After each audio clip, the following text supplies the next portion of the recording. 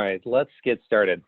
Hi, everyone. I'm Ryan Johnson, here with my colleague, Briar Andresen, to talk with you a bit today about interoperability and information blocking, the new rules, what providers need to know about the new and final rules. A couple of housekeeping items. For Q&A, please use the Q&A function on your screen instead of the chat feature. Next month, we plan to have another webinar. Not sure what the topic will be yet, but stay tuned. You should get information about that via email. So today's agenda, a brief overview of the 21st Century Cures Act, followed by a discussion of the information blocking rule, before moving on to the interoperability rules, and hopefully leaving plenty of time for Q&A. So before we get to all of that, a word from our sponsor, Palmetto. Briar? So this slide that you see before you guide the two set of regulations that we're going to be talking about today. Coordinator, the 21st Century Cures Act and information blocking, interoperability and patient access. On the right side of this screen, you will see, and this is an amazing and actually real plant that is a tomato plant grafted onto a potato plant. The tomato grows above ground, the plant is the roots and grows potatoes below ground. And I mentioned the palmetto plant for two reasons. First is that my friend Ryan is a Renaissance man, and in addition to being a healthcare lawyer, he is also a horticulturist and has been promising to give me a palmetto plant for at least 2 years now, I think 3. But as of yet, I have no plant. So this year, Briar. The palmetto plant, right, I've heard it before. The palmetto plant also represents these rights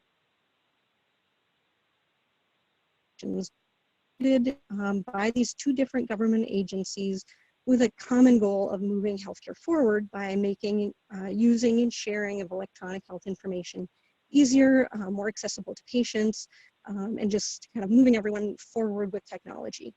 The regs are also similar to my palmetto plant from Ryan in that they are still somewhat theoretical. The final rules were released by their respective agencies on the same day in March, and they are final, but they are not official until they get published in the Federal Register, and that has not happened yet. And I think that we're going on 45 days now since their release date. And so we don't know when they're going to be published. And until they are, the countdown to various compliance dates within the regulations does not start ticking. So we'll go over all of these voluminous, but note that we can't tell you for sure when many of them will actually take effect and cause people to have to do things. And I think Ryan is next up here. All right, so quick background. So the 21st Century Cures Act was a bipartisan effort to accelerate medical product development and bring new advances, new innovations to patients in a more efficient manner. The act included several provisions that push for greater interoperability and prohibited information blocking, which was any practice likely to interfere with, prevent, or materially discourage access, exchange, or use of electronic health information. Now, multiple administrations have tried to advance interoperability of health information technology, with the HITECH Act being one relatively recent example. Interoperable health information technology allows multiple healthcare organizations to exchange health information and thereby allowing providers, patients, and others to have better, more meaningful access to health information, make more informed medical decisions, better manage care, etc. The sharing of information can not only improve healthcare decision-making, but can also help reduce significant administrative costs caused by systems and health information technologies that really don't communicate very well. So it seems obvious that from a policy perspective, we'd want to push for more interoperability.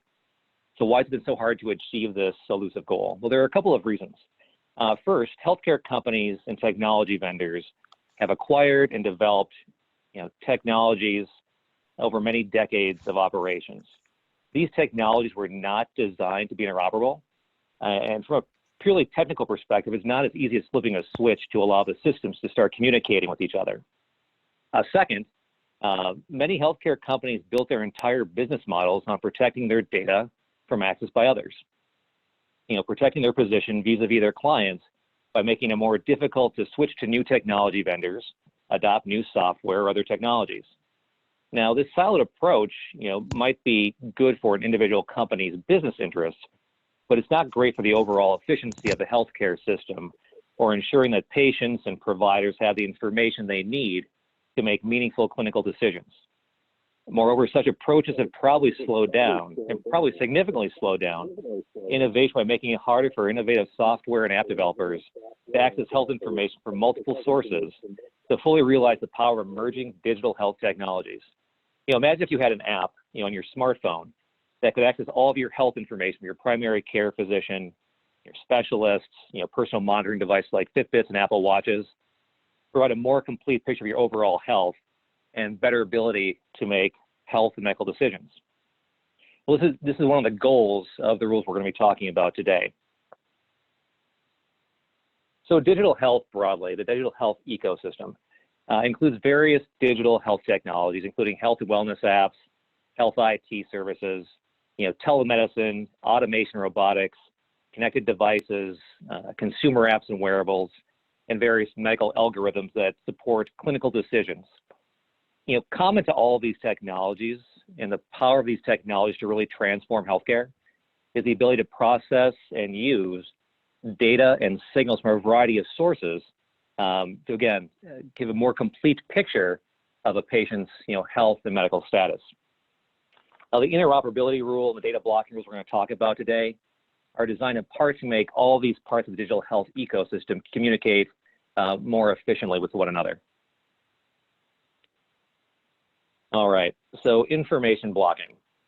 So the goal of the information blocking prohibition is really to push forward a more seamless and more secure way for patients and others to access, exchange, and use electronic health information. According to CMS, the rules are going to help bring the health system's data sharing capacity out of the Stone Age. So according to ONC, the rule is designed to give patients and their healthcare providers secure access to health information and aims to increase innovation and competition by fostering an ecosystem of new applications to provide patients with more choices in their healthcare.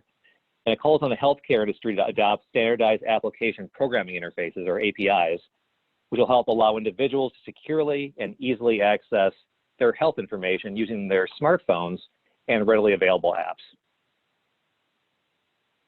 All right, so getting on to the rules. Information blocking. Some questions we're going to try to answer today. Who's covered by the rule? What information is covered? What activities are covered? What are the exceptions? And how do these rules interplay with HIPAA? So first, who's covered? Healthcare providers, developers of certified health IT, and health information networks or exchanges. Now, in more detail, healthcare providers is a broad definition. So the information blocking rules apply to the providers you see on this slide here. Hospitals, skilled nursing facilities, home health entities, healthcare clinics, you can read through the slide, ASCs, federally qualified health centers, group practices, pharmacists, pharmacies, labs, etc. It's a very broad definition. So the applicability of the information blocking prohibition, it's very broad. It covers many providers. It also covers developers of certified health IT. And so the definition is an individual or entity other than healthcare providers that develop or offer certified health IT. So the information blocking rule does not target developers of other non-certified health technology. And certified health technology, or certified health IT, is health technology, primarily electronic health record systems, which meet certain standards adopted by ONC. Now, importantly, note, excuse me, that developers of certified health IT can still be found to have violated the information blocking rule with respect to their non-certified health IT products.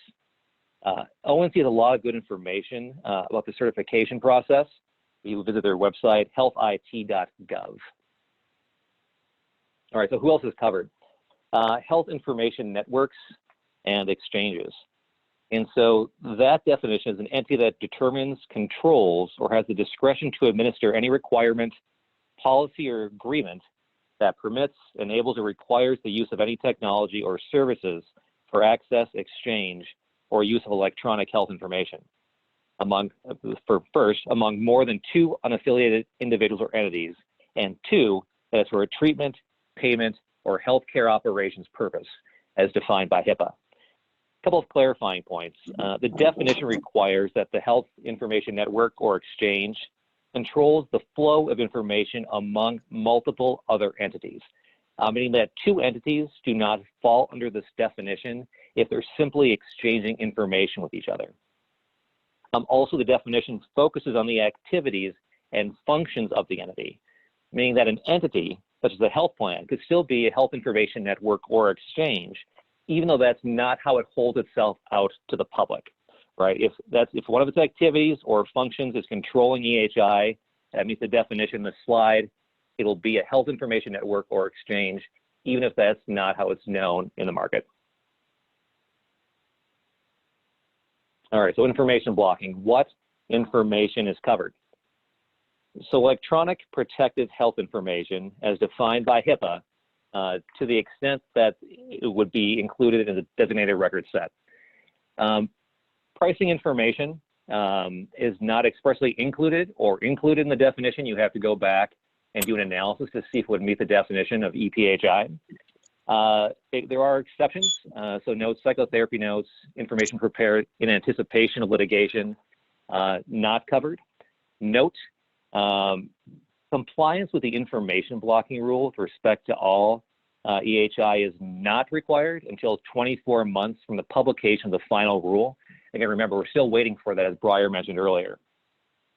During the period from 6 months after the publication, whenever that happens, through 24 months, only the limited data types described in the U.S. Core Data for Interoperability will be subject to the information blocking prohibition. Briar will be talking a bit more about the interplay of the new rules in HIPAA a little bit later in this webinar. All right, so information blocking, what activities are covered? Generally speaking, information blocking relates to activities that make it more difficult for healthcare stakeholders to access health data. ONC's information blocking rules cover activities that make it more difficult to access, exchange, or use health data that otherwise impede interoperability. Note that covered actors, the providers, developers of certified health IT, and health information networks or exchanges are generally in control of the interoperability elements under the rule, be it through a particular technology, technical specification, or some sort of agreement controlling the access or use of health data. So a couple of examples of information blocking. First, practices that restrict authorized access, exchange, or use under applicable state or federal law of such information for treatment and other permitted purposes under such applicable law, including transitions between certified health information technologies.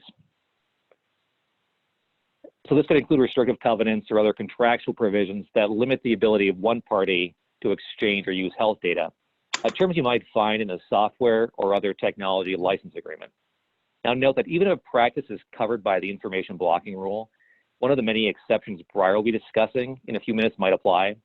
But one takeaway should be to review existing agreements involving the use or sharing of health information or health information technology, see if there are any provisions that implicate the information blocking rules. It would be prohibited information blocking as defined in the rules, and whether any of the exceptions we discussed later today would apply. Some other examples, implementing health IT in a non-standard way that's likely to substantially increase the complexity or burden of accessing or exchanging EHI.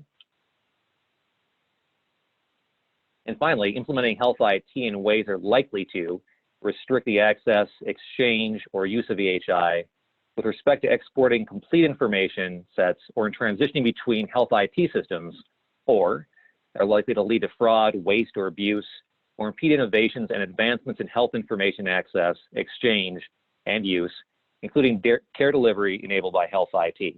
Again, it'll be important to review agreements for provisions that implicate the information blocking provisions, see whether any exceptions apply, and those exceptions are what Briar will now explain.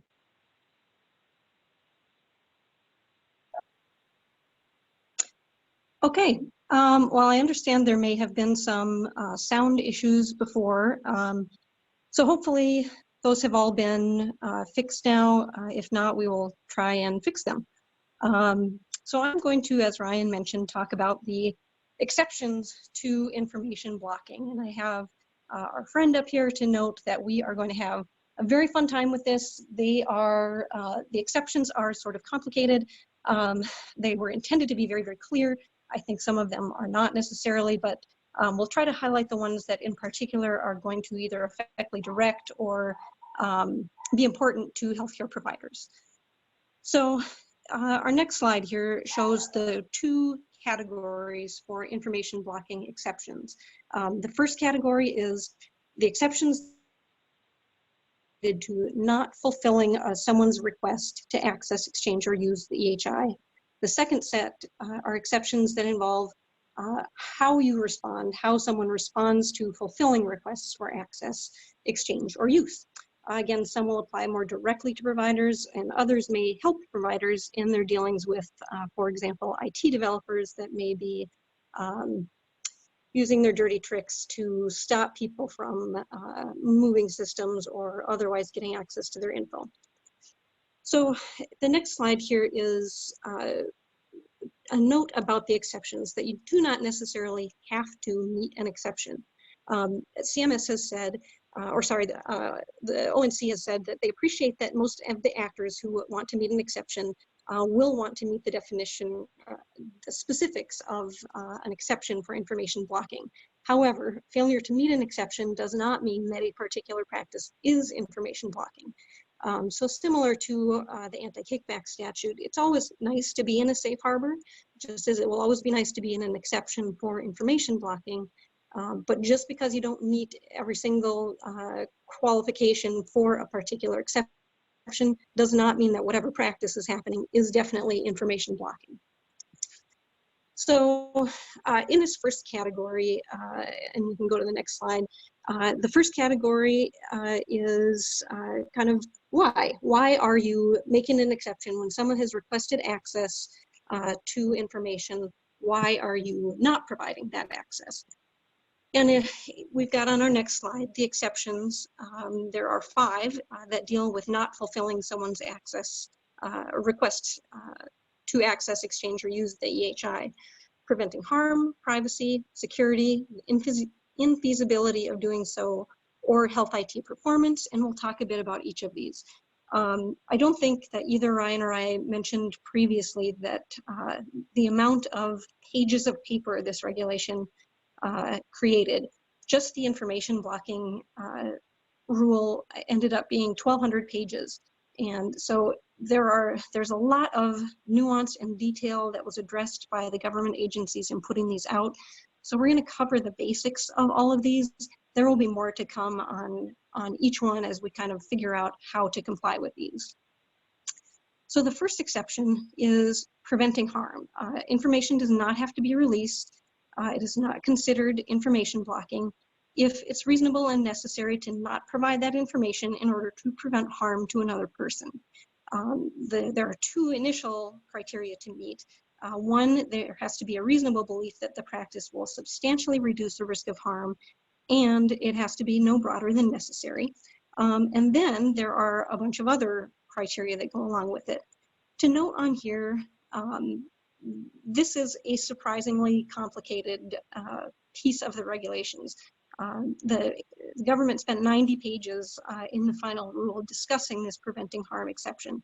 So I would expect that there will be more to come on this, and that it will be unnecessarily difficult for people to understand. But moving on to the next slide, you have to satisfy at least one condition from each of the following 3 categories. So type of risk, type of harm, and the implementation basis. the type of risk has to be determined on an individualized basis to a particular person. The type of harm ties back directly to HIPAA's rules on this, and HIPAA's exception for an individual's right of access to their own PHI. So essentially that is a person's life or physical health is in danger because if the access were provided under HIPAA. And then there's the implementation basis. So it has to be consistent with a written policy or based on facts and circumstances known at the time that are relevant to implementing the particular practice. So once you go through all of that, the patient then has a right to request a review of an individualized determination of a risk of harm. So again, for most providers, I think that any request for information, you would generally want to follow whatever practices you've been using for HIPAA purposes to determine if release of information will cause harm. The difference, of course, is it's not always going to be just the patient that is requesting this access. It can be others as well. And so you have to pay attention to that piece. Moving on to our next exception, the privacy exception. It is not considered information blocking to not fulfill a request for access, exchange, or use in order to protect an individual's privacy. And you have to meet one of 4 criteria to meet this exception. Note that this was another 60 pages spent on explaining what they meant by the privacy exception. So the goal here is to ensure that actors are not required to use or disclose EHI in a way that is prohibited under state or federal privacy law. This one is a little weird to me because in the preamble to this rule, the government already said you don't need to meet an exception if releasing the information would violate law.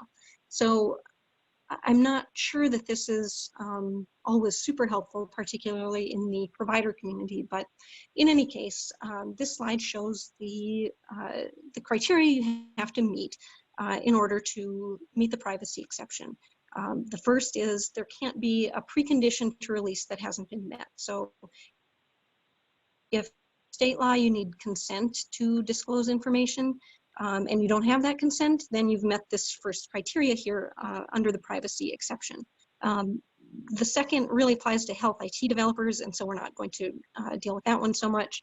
The third is you are allowed to deny an individual's request for access consistent with HIPAA's right of access denials.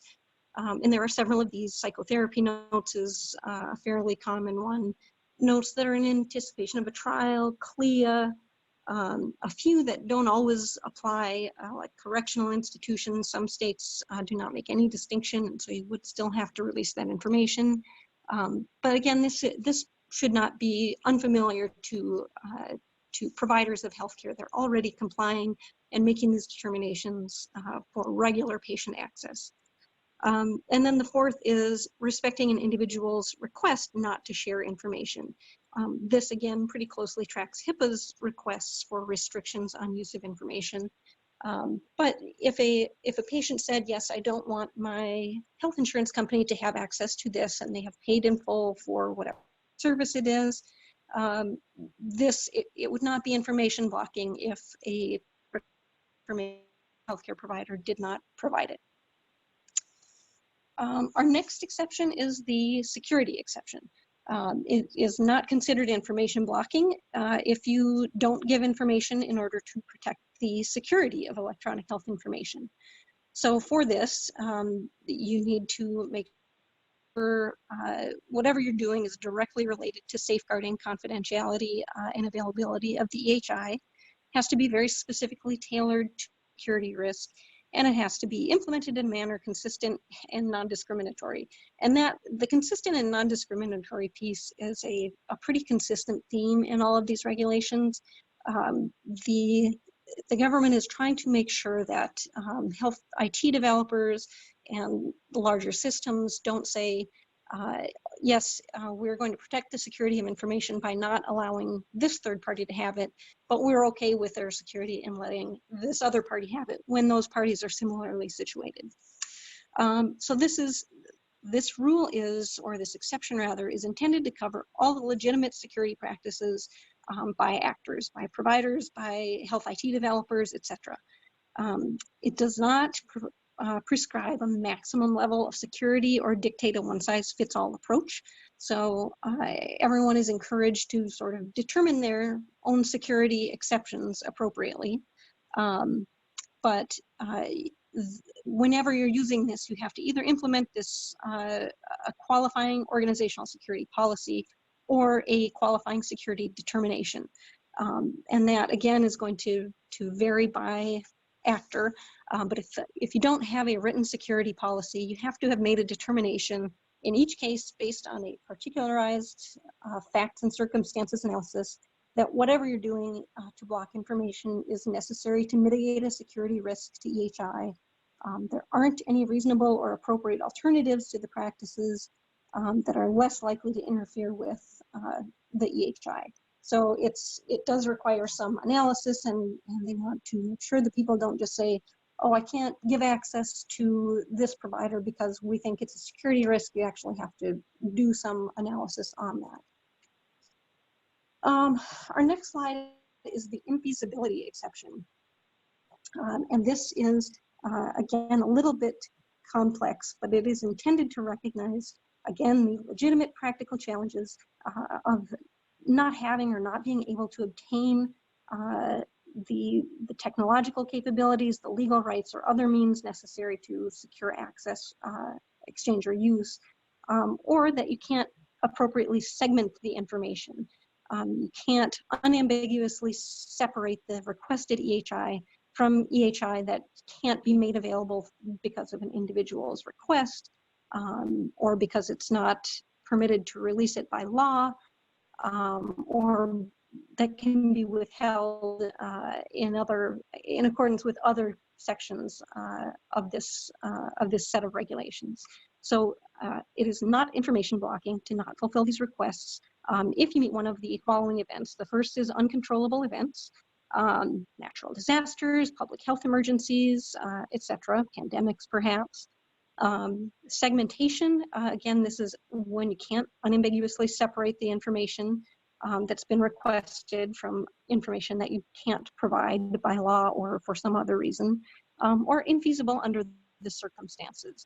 So there you are supposed to have a contemporaneous written record or other documentation showing the factors that demonstrate why you can't provide the information. And it can't be something where you are discriminating and make it available only for some and not available to others, like, for example, a competitor or someone that you can't charge a fee for giving the information. The other thing to note here is that you have to respond within 10 business days of their request, why their request is infeasible. So that is a shorter timeline than HIPAA has for many of its responses. And that's going to apply, again, for example, when it is some non-patient actor that is requesting information. You have to look at whether it is infeasible or not to give access to that information and respond within 10 days. Our next slide and the last slide under this not fulfilling category of exceptions is the health IT performance exception. So it is not information blocking if you are not providing access because the IT is temporarily unavailable. It is, or you're downgrading performance for the benefit of your overall IT performance. Again, this has to be non-discriminatory. You have to be doing it for no longer than it's necessary, and you have to be meeting the requirements if the unavailability is initiated by a health IT developer or certified health IT, etc. If the unavailability is in response to a risk of harm or security risk, then you should be meeting those other exceptions and not this health IT performance exception. This isn't really directed at healthcare providers, but it should help healthcare providers address what sometimes happens where certain vendors may be conducting slowdowns or otherwise saying, yes, we can't do this because our systems aren't allowing us to do it. This provides a little bit of a club for a provider to say, you can't do that. You have to give me my information unless you're meeting these criteria. And this next slide here, it just notes that an actor can take action against a third-party app that is negatively affecting the health IT's performance. Taking action has to be no longer than necessary to resolve the impacts. Again, it has to be non-discriminatory, and it has to be consistent with an existing service level agreement if there is one. So again, here, I think that this is mainly trying to address situations where a vendor has requested access and it has been provided, and then the holder of the EHI determines that access is actually causing problems, and so we need to, causing problems with our whole system, we need to shut that down while we figure this out, and then return access to that vendor after that has all been solved. So now we are moving on to the exceptions that involve the procedures for fulfilling requests to access, exchange, or use EHI. The first is content and manner, second is related to fees, and third is related to licensing. And these are all, again, describing how it is not information blocking if you are, based on the way that you are fulfilling somebody's request. So this first one, content and manner exception, the objective here, rather, is to provide clarity and flexibility to those that hold EHI concerning the required content, so what is in that EHI, in response to someone's request, and then the manner in which they can fulfill it. So the content piece, this again is very, very dependent on, and Ryan, you can move to the next slide there, it's very dependent on when this is published in the Federal Register. So for 24 months after publication in the Federal Register, an actor has to respond with, at a minimum, the EHI that's identified by data elements in the US CDI standard. And we'll see that after 24 months from the publication date, you have to respond with EHI in the regs. And that, again, is essentially protected health information, or PHI, under HIPAA, PHI held by a covered entity. So the goal here is to give the industry some information in whatever format they need that happen. So this next slide is, you don't have to look at it very carefully right now, but you can see over there on the far right-hand side in the yellow, that is, and I have circled it with my very best on-screen pen work, that is the information that needs to be submitted during this first 24-month period. So moving on to the next slide, again, we've got the content and manner exception and the manner in which the request has to be fulfilled. You don't necessarily have to fulfill the request in the manner requested by the actor. You need to fulfill the request in an alternative manner if you're technologically unable to fulfill the request as requested, or you can't reach agreeable terms with the requester to fulfill the request. If it's fulfilled in an alternative manner, you also have to comply with the fees exception and the licensing exception, which we will talk about briefly here. The fees exception on the next slide is you are allowed to charge fees for EHI, but for providers, I would note a word of caution on this. You can't be specifically excluded from charging a fee. So HIPAA's right of access, which has undergone some churn in recent times, will affect this.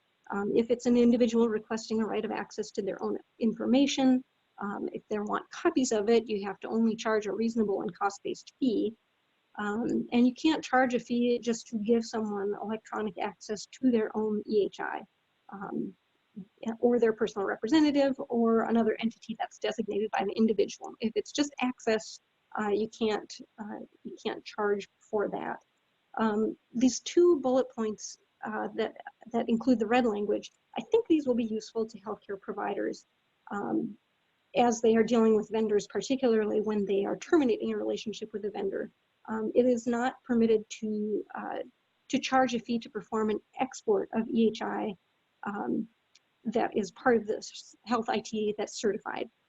And you also can't charge to export or convert data from an EHR technology that wasn't agreed to in writing at the time the technology was acquired. So I think the hope there is that it will let people get their data back, that it will stop vendors from holding anything hostage and saying, oh, sorry, our systems aren't set up to send that information back to you, or you're going to need to pay us $50,000 for our people to load this into a usable format. So hopefully the fees exception will have some use and won't actually cause much change for covered entities who are trying to deal with requests for access, because they're already dealing with that. The next slide, I'm not going to read all of this. It's here for reference only, but it lists kind of what fees can or can't be based upon, with the basic idea that, again, vendors can't hold something hostage for a high fee or play favorites based on some getting more information for less money. The final exception that we will talk about is the licensing exception. And that is, it deals with licensing interoperability elements in order for EHI to be accessed. And we won't spend a lot of time on this either. The objective here is to allow actors to protect the value of their innovations and charge reasonable royalties to earn returns on investments made to develop, maintain, and update the innovations. The health IT industry has in general not been super happy with some of this, and in particular Epic has threatened to sue the government if they finalize these rules as they were written, because, as Ryan mentioned, a lot of their business model is based on protecting this information and protecting their developments. So the licensing exception is an attempt to do that. I'm not sure how well that is going to work.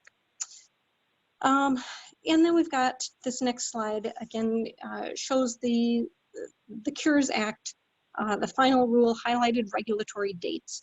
And they've got a blank there for when the publication date is going to be in the Federal Register, and that's when everything is supposed to start moving. And so you can see here what the government thinks is going to happen. But as we mentioned, we are still waiting on that official publication date, so we don't know.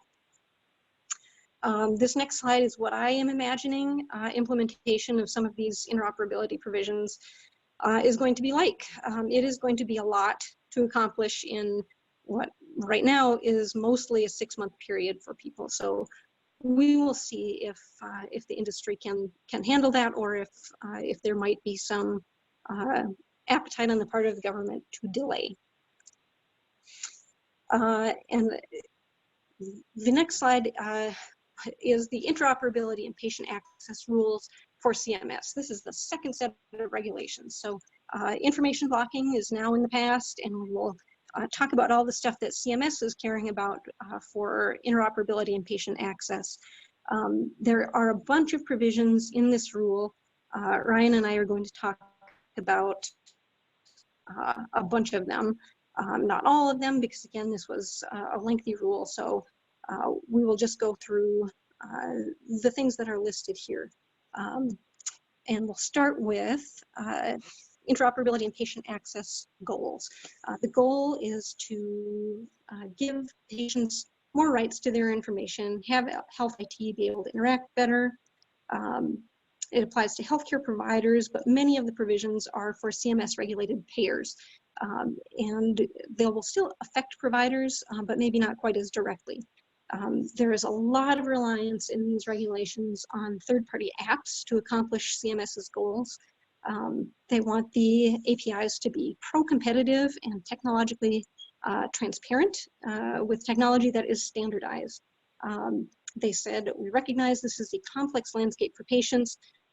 We anticipate will want to exercise due diligence on their own behalf in reviewing the terms of service and other information about the applications they consider selecting.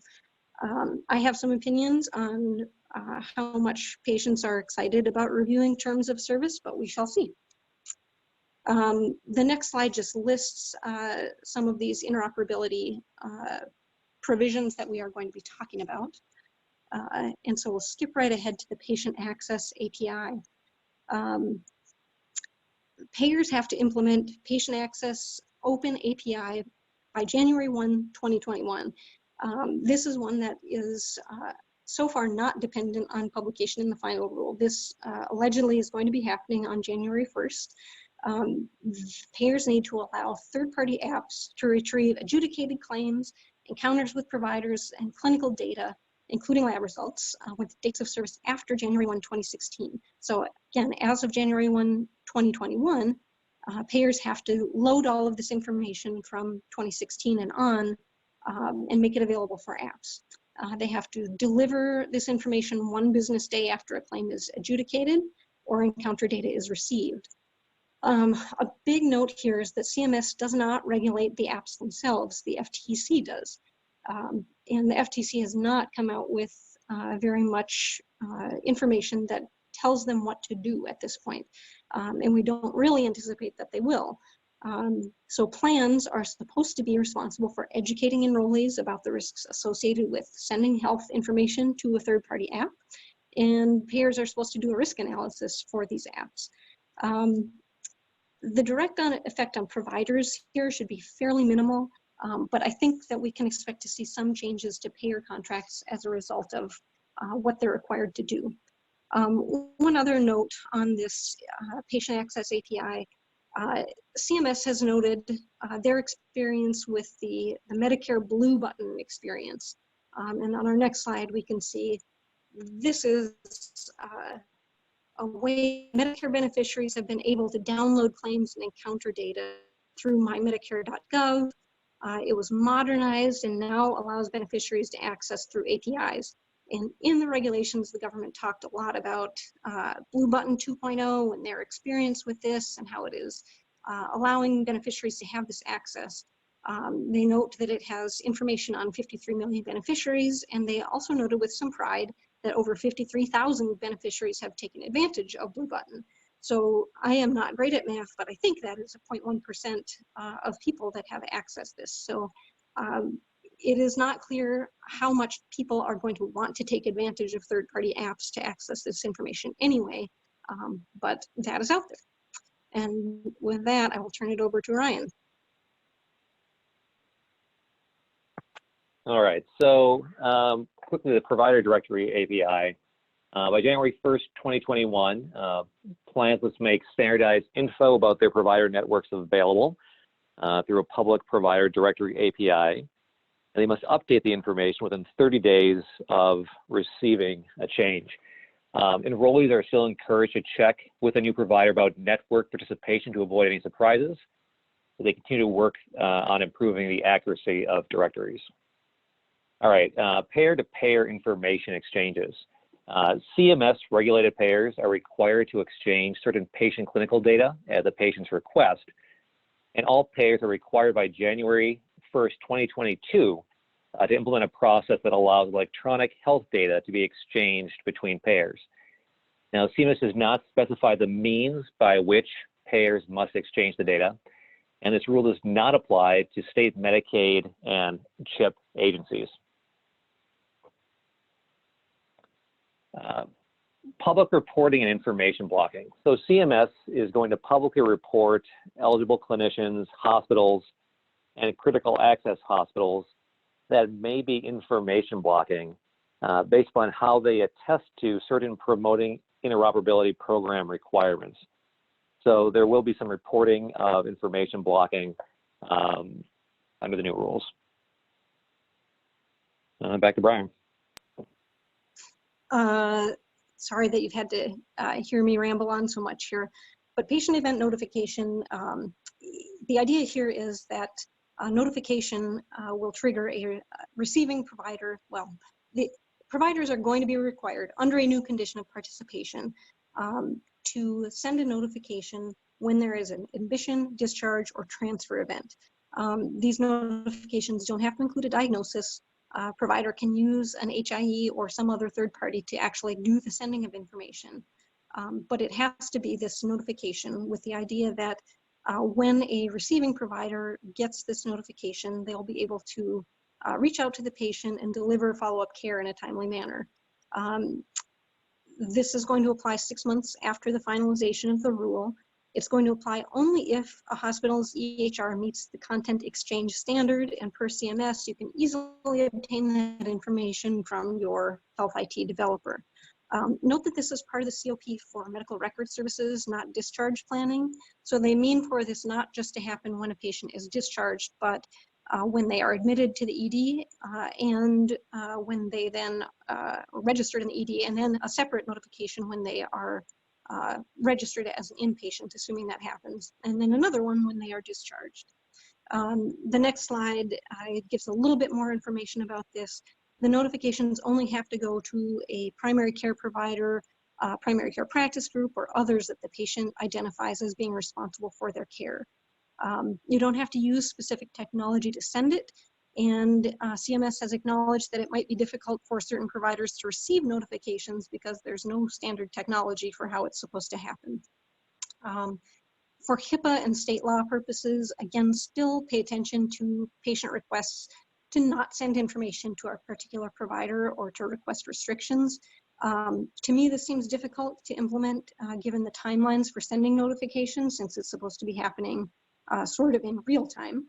The government has also noted challenges with patient matching, but if you can't match up a patient appropriately with a provider, you're not required to send that notification. So CMS says they're working with IT industry on leading the way to develop patient matching and patient identity management, but they are not there yet. The next slide talks briefly about provider digital contact information. CMS said they are going to start publicly reporting providers who haven't listed their digital contact info. This is really a direct address, and you can check. On the next slide, there is a website that you can go to check the status of your notification information, your digital contact information. And let's see. A brief note on the next slide about HIPAA. HIPAA mostly remains untouched by both the Cures Act and the interoperability requirements. Covered entities still have to comply with HIPAA, but we'll need to consider whether a particular practice that they have is something that's actually prohibited or required by HIPAA, or if that's just the way it's been done for years. A note here again, the third-party app thing is a real pickle. HIPAA does not apply to these third-party apps that are going to start having a lot of access to information. So it is much more of a buyer beware situation. Again, a lot of reliance on patient education and disclosures by the government, including reliance on vendors explaining their privacy practices in terms of service. Note too, it's also not appropriate for payers to have a business associate agreement with these apps, because the apps themselves are not providing a service to the covered entity. They are providing a service to the patient. And next, we'll talk a little bit about opportunities and challenges. All right, so a couple of closing comments here. Opportunities and challenges for app developers, tech companies, and investors. As we've been talking about today, the new rules will allow patients to be able to share their records with apps such as medication managers, diagnostic services, price comparison tools. We'll connect their records to digital devices such as glucose monitors, blood pressure cuffs, etc. Really manage their overall health via smartphones. So I think there'll be a lot of opportunities in app development. The amount of data that'll be available for app developers and tech companies to identify new ways to manage healthcare, diagnose, problems, and really empower patients and providers. I think there'll be a huge explosion coming out of Silicon Valley and from other app developers across the country. And so, Briar, opportunities for hospitals and health systems? So many opportunities. The first one that I've noted here, I don't even mean sarcastically, the potential to work closely with referring providers to produce better patient care results. I think that as more entities develop these apps, I think there is an opportunity for systems and small providers to figure out ways to share information really well. and to leverage the IT capabilities of larger entities, share them with smaller ones. It has the potential to allow better relationships to develop. Similarly, compliance and IT needing to work closely together to implement all of this, that could be perhaps a challenge and an opportunity. It should now be simpler and cheaper eventually to get patients access to their own information. CMS noted, again, I think without sarcasm, that eventually patients will be able to access their information without any additional action on the part of the provider, other than the initial effort to enable the technical capabilities. I think that part in red there is very significant. I think the initial efforts are going to be pretty huge. It should be easier to move between software providers and EHR vendors. There should be less angst about it because you won't be able to get the information needed. Possibly there's going to be better patient matching, and possibly there will be improved patient safety in all of this. I do not see that happening immediately. I think that will be down the road quite a bit. And now I think we've got some Q&A time. Let me see, we do have a couple of questions. Ryan, I think I can take this first one here. How does this relate to releasing lab and radiology reports, and does this imply that we need to go to an open notes model? For lab and radiology reports, and I'm thinking about this with access to the information in particular, if a provider has lab and radiology reports and is able to provide that information in a proper format, then that information would need to be part of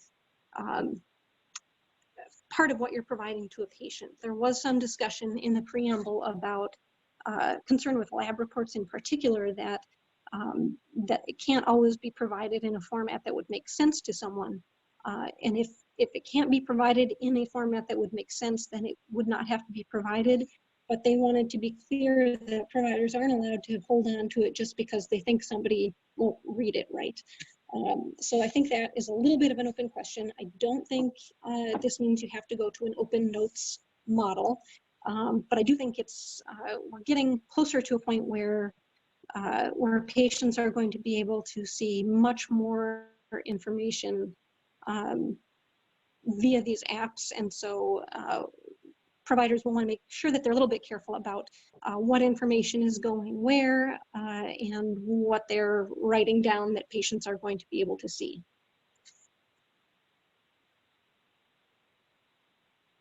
Let's see, next, does the patient API provision open the door to get more complete population level data and furnish complex data models? Probably yes. I think the idea is that the idea from CMS is they want everybody to have this information so that it can be sliced and diced in the most effective ways. They talked a lot about encouraging competition in healthcare and encouraging people to have maximum amounts of data, including health IT developers, including providers. The focus on patient API was really more making sure that patients are able to get this information, but I think the goal is to say, yes, everybody's going to have access to more of that population level data.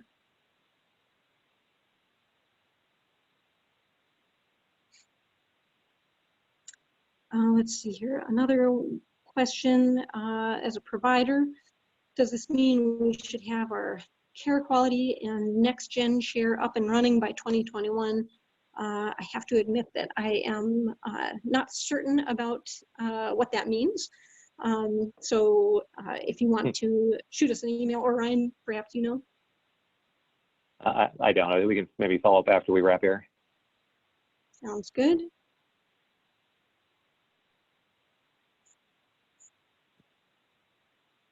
I think that may be it for questions that have come in through the Q&A. If anybody has any other follow-up questions, please let us know. And also, we have on our next slide our survey we will send out the, or maybe have already sent the link, SurveyMonkey link, so that you can talk about Ryan and I and help us improve our future webinars by filling out that survey. On this slide here, you will see there are actual Yelp reviews of national parks as illustrated by this artist. So as you're giving us reviews, please keep in mind, you know, be a little bit nice, even though we do appreciate candid feedback as well. So I think that is it from me. Ryan, any closing remarks? That's it. Thanks for tuning in, and Briar, I'll get you that tomato plant. Excellent. Thanks, everybody. Thanks.